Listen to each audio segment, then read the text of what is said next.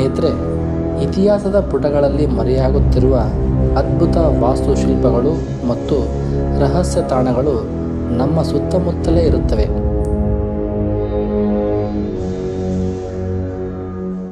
ಸ್ನೇಹಿತರೆ ನಮಸ್ಕಾರ, ನಾನು ನಿಮ್ಮ ಟ್ರಾವೆಲ್ ಟಾಕ್ ವಿತ್ ಕನ್ನಡಿಗ. ಉತ್ತರ ಕರ್ನಾಟಕದ ಕೊಪ್ಪಳ ಜಿಲ್ಲೆಯ ಯಲಬುರ್ಗದಲ್ಲಿ ಅಂಥದ್ದೇ ಒಂದು ಅದ್ಭುತ ಚಾರಿತ್ರಿಕ ತಾಣ. ಕಲ್ಲಿನಲ್ಲಿ ಅರಳಿದ ಈ ಸುಂದರ ಕಲಾಕೃತಿ ನೂರಾರು ವರ್ಷಗಳ ಕಾಲ ಇತಿಹಾಸ ಮತ್ತು ರಾಜ ಮನೆತನದ ಕಥೆಯನ್ನು ತನ್ನ ಒಡಲಿನಲ್ಲಿ ಇಟ್ಟುಕೊಂಡಿದೆ. ಅದೇ ತೋಪಿನ ತಿಮ್ಮಪ್ಪನ ಬಾವಿ ಅಥವಾ ಕೊಂಡಬಾವಿ. ಬನ್ನಿ ಇಂದಿನ ವಿಡಿಯೋದಲ್ಲಿ ಈ ತಾಣದ ರೋಮಾಂಚಕಾರಿ ಇತಿಹಾಸವನ್ನು ತಿಳಿದುಕೊಳ್ಳೋಣ. ಕೊಪ್ಪಳ ಜಿಲ್ಲಾ ಕೇಂದ್ರದಿಂದ ಸುಮಾರು 55 ಕಿಲೋಮೀಟರ್ ದೂರದಲ್ಲಿರುವ ಯಲಬುರ್ಗ ಇಂದಿನ ತಾಲೂಕು ಕೇಂದ್ರವಾಗಿದ್ದರೂ ಪ್ರಾಚೀನ ಕಾಲದಲ್ಲಿ ಇದು ರಂಬರಿಗೆ ಎಂಬ ಹೆಸರಿಂದ ಪ್ರಸಿದ್ಧವಾಗಿತ್ತು. ಕಲ್ಯಾಣಿ ಚಾಲುಕ್ಯರ ಸಾಮಂತರಾಗಿದ್ದ ಸಿಂಧರು ಈ ಪ್ರದೇಶವನ್ನು ತಮ್ಮ ರಾಜಧಾನಿಯನ್ನಾಗಿ ಮಾಡಿಕೊಂಡು ಆಡಳಿತ ನಡೆಸುತ್ತಿದ್ದರು.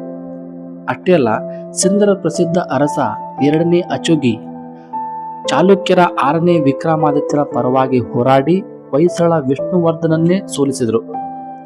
ಈ ಸಿಂಧ್ ರಾಜರು ಸುಮಾರು 150 ವರ್ಷಗಳ ಕಾಲ ಈ ಸುಂದರ ನಾಡನ್ನ ಆಳಿದರು. ಅನಂತರ ವಿಜಯನಗರ ಸಾಮ್ರಾಜ್ಯದ ಅವಧಿಯಲ್ಲಿ ಗೊಜ್ಜಲ ವಂಶದ ಅಮರ ನಾಯಕರು ಇಲ್ಲಿ ಆಡಳಿತವನ್ನು ನಡೆಸಿದರು. ಚಿಕ್ಕ ಹನುಮಂತಪ್ಪ ನಾಯಕ, ಹಿಮ್ಮಡಿ ಹನುಮಂತಪ್ಪ ನಾಯಕ ಮತ್ತು ಹಿಮ್ಮಡಿ ಯರಪ್ಪ ನಾಯಕರು ಈ ಸೀಮೆಯನ್ನ ವೈಭವದಿಂದ ಆಳಿದ್ರು. ಅಷ್ಟೇ ಅಲ್ಲ, ಇದರ ಪರಿಣಾಮವಾಗಿ ಯಲಬುರ್ಗದಲ್ಲಿ ಚೌಕಿಗುಡಿ, ಸಿದ್ದೇಶ್ವರ, ಮಕರೇಶ್ವರ, ಕಲ್ಯಾಣಿ ಚಾಲುಕ್ಯರ ಶೈಲಿಯ ಸುಂದರ ದೇವಾಲಯಗಳು ಹಾಗೂ ಬಾವಿಗಳು ನಿರ್ಮಾಣಗೊಂಡವು. ಈ ಎಲ್ಲ ಸ್ಮಾರಕಗಳ ನಡುವೆ ಅತ್ಯಂತ ವಿಶಿಷ್ಟವಾಗಿ ಮತ್ತು ಆಕರ್ಷಕವಾಗಿ ಕಂಗೊಳಿಸುವುದೇ ತೋಪಿನ ತಿಮ್ಮಪ್ಪನ ಬಾವಿ.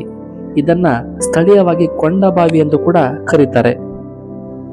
ಯಲಬುರ್ಗಾ ನಗರದ ಆಂಜನೇಯ ಸ್ವಾಮಿಯ ಐತಿಹಾಸಿಕ ದೇವಸ್ಥಾನ ಸುಮಾರು ಕ್ರಿಸ್ತ ಶಕ 1741ರಲ್ಲಿ ನಿರ್ಮಾಣವಾಗಿದ್ದು, ಈ ಒಂದು ಆಂಜನೇಯ ದೇವಸ್ಥಾನವು 48 ಅಡಿ ಉದ್ದ ಮತ್ತು 40 ಅಡಿ ಅಗಲ. ದೇವಸ್ಥಾನದ ಬಾವಿಯ ತಳಮಟ್ಟದಿಂದ 9 ಹಂತಗಳಲ್ಲಿ ದಕ್ಷಿಣ ಉತ್ತರ ಅಭಿಮುಖವಾಗಿ ಒಂದು ದೇವಸ್ಥಾನ ನಿರ್ಮಾಣ ಮಾಡಲಾಗಿದೆ. ಈ ಬಾವಿಯ ಪ್ರಮುಖ ವೈಶಿಷ್ಟ್ಯವೇನೆಂದರೆ ವಾಯುಮೂಲೆಯ ಪ್ರವೇಶ ದ್ವಾರ. ಇಲ್ಲಿ ಪ್ರವೇಶಿಸಲು ಮೆಟ್ಟಿಲುಗಳಿದ್ದು ಇವು 3 ಹಂತಗಳಲ್ಲಿವೆ. ಹಾಗೆ 6 ಹಂತಗಳ ವಿನ್ಯಾಸ. ಬಾವಿ ತಳಭಾಗದಿಂದ ಭೂಮಟ್ಟವರೆಗೆ ಒಟ್ಟು 6 ಹಂತಗಳಲ್ಲಿ ಕಟ್ಟಲಾಗಿದ್ದು, ಮೇಲಿಂದ ಕೆಳಗೆ ಹೋದಂತೆ ಬಾವಿಯು ಕಿರಿದಾಗುತ್ತಾ ಹೋಗುತ್ತೆ.